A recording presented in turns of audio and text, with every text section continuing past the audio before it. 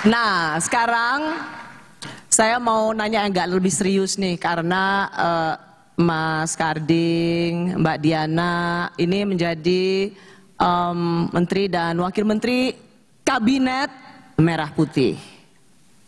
Mas Karding waktu ikut dipanggil ke Kertanegara? Ikut ya.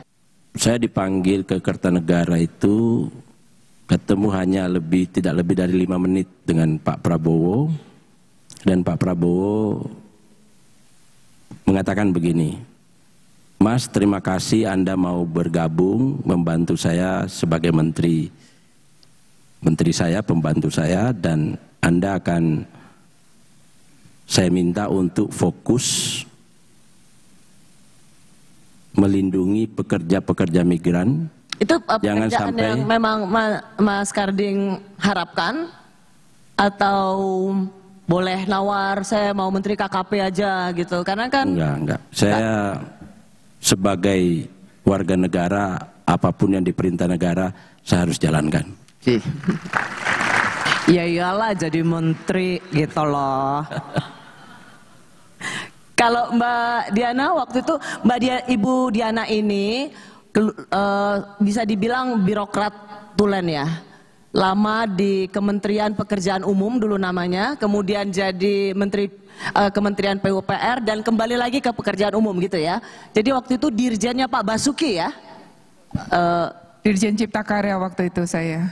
Ini adalah dunia yang semuanya bisa dibilang laki-laki, maskulin sekali, tapi ada seorang perempuan bisa berkiprah di Kementerian Pekerjaan Umum.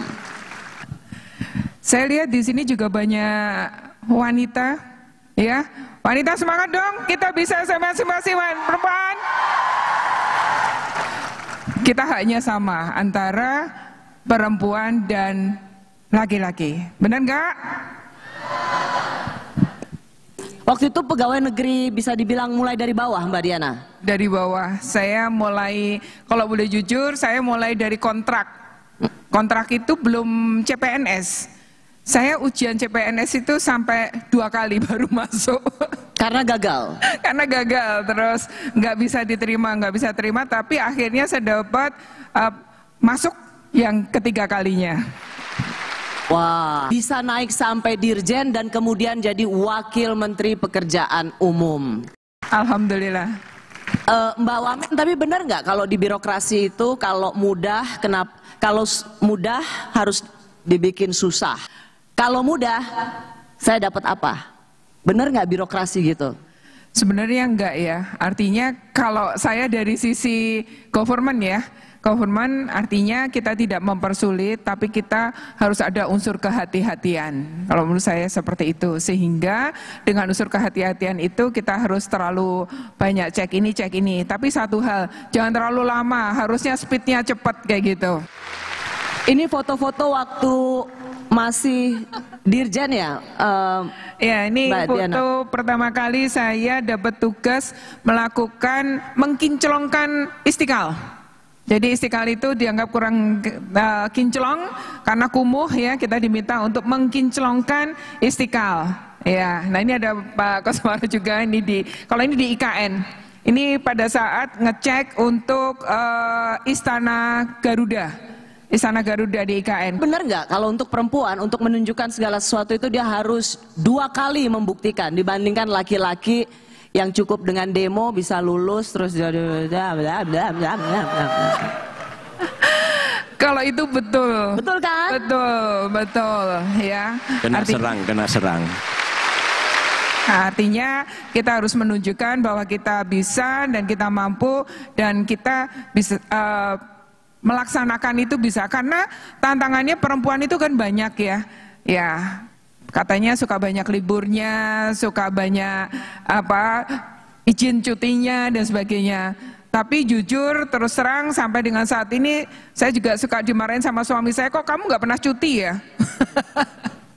Itu nggak pernah cuti ya, waduh kalau nggak pernah. Dan hari ini ketika menjadi tamu Rose Onlock di Semarang, sebelum datang atau duduk di atas panggung ini, Mbak Wamen ngecek dulu ya, ngecek pekerjaan. Itu kebiasaan saya nih, kalau saya jalan kemanapun Saya datang kalau waktunya masih ada, saya mesti ngecek ke proyek manapun. Nah, kita akan ngecek juga karena Mas Karding ini adalah Menteri untuk Perlindungan Pekerja Migran. Kita lihat banyak sekali Mas Menteri cuitan dari netizen yang merasa bahwa generasi X berdasarkan banyak survei itu 9 juta lebih menganggur. Sehingga mereka merasa jangan-jangan mereka lebih baik bekerja sebagai pekerja migran. Di sini kalau misalnya bisa baca itu, cuitannya adalah, emang sulit nyari kerja di Indonesia. Kalau punya paspor dan udah milih dan masih muda, serta punya mental ikut, sebaiknya merantau ke luar negeri. Gue juga bingung apa yang dicari di Indo, loker susah, udah gitu kalau ada UMR, potong tapera dan pajak lainnya, belum lagi kosan terus ngirim orang rumah, susah deh. Emang kalau mau jadi pekerja migran atau kerja di luar negeri segampang itu karena tidak ada pekerjaan di dalam negeri, maka kemudian pilihannya adalah pekerja migran, Mas Karding? Sebenarnya bekerja di luar negeri itu tidak terlalu sulit. Kita hanya butuh sertifikasi tentang keahlian kita, ya keahlian apapun lah di bidang masing-masing. Yang kedua hanya butuh paspor, cek kesehatan, sudah bisa jalan tuh. Ya, hanya memang begini, nama kementeriannya aja kan perlindungan ya, pekerja migran. Betul. Berarti ada yang harus, ada sebuah situasi di mana pekerja migran kita ini banyak kasus. Tadi kalau Mas Kardi kan menceritakan kisah suksesnya atau apa yang dicari, tapi banyak kasus pekerja migran itu justru mendapat bisa menjadi korban perdagangan manusia. Apa yang Mas Karding bisa katakan di sini supaya bekerja di luar negeri itu satu hal, itu bisa jadi membanggakan selama satu skill dan kedua mengikuti prosedur yang memang legal. Ya, jadi memang PR kita sekarang cukup banyak karena dari 5 juta yang terdaftar ada lebih dari 5 juta yang tidak terdaftar atau ilegal. Dan ilegal ini rata-rata dia lost skill. Nah, lost skill, ilegal pasti rentan terhadap eksploitasi, termasuk TPPO. Nah, ini yang agak sulit kita urai hari ini, tapi kita akan memperbaikinya dengan memperbaiki mulai dari aturannya. Sekarang sudah ada undang-undang khusus perlindungan, namanya Undang-Undang 18/2017, kita perbaiki pelayanannya. Karena orang dari kampung itu didatangi oleh kadang-kadang calo dijanjikan bekerja bagus, dapat gaji besar, ternyata di sana bukan di tempat itu dibekerjakan, tapi di tempat lain dan gajinya kecil dan disiksa. Itu yang banyak kejadian. Nah, oleh karena itu, itulah tugas kementerian ini adalah pelan-pelan mengurai, menyelesaikan ini. Jemima sendiri, padahal kan fakultas hukum, pernah tertipu? Pernah. Tertipu siapa nih, Kak? Karena waktu mau manggung, coba kita lihat. Nah, ini ceritanya apa? Bahwa kamu sudah mau dikontrak untuk nyanyi, tapi ternyata kamu kena scam. Iya benar. Sebenarnya ternyata banyak dari teman-teman satu industri kita yang sering juga kena scam kayak gini. Jadi ini sebenarnya bukan hal baru. Ternyata banyak yang kena, cuman nggak berani ngomong karena kesalahan dari manajemen mereka atau kesalahan dari tim internal mereka yang akan membuat nama internal mereka tuh buruk gitu. Jadi mereka nggak berani ngomong. Jadi mereka banyak nge-DM aku doang kayak, iya ya, kita juga kenal lagi, dan kenalnya gede-gede, ada yang 30, 50, 100 juta. Itu bener-bener sesepele karena nggak ngecek mutasi. Memang kesalahan internal nggak bisa dibohongin, tapi ini tuh ternyata udah sering terjadi, dan penyebabnya tuh selalu karena dari tim internal itu lagi sibuk, dipantau sosial medianya, oh si ini lagi sibuk, lagi hektik, lagi ribet nih, pasti nggak akan ngecek mutasi, langsung aja kita bilang aja kita kelebihan transfer, ntar mereka transfer kita balik gitu, karena mereka lagi sibuk, mereka nggak akan ngelihat gitu.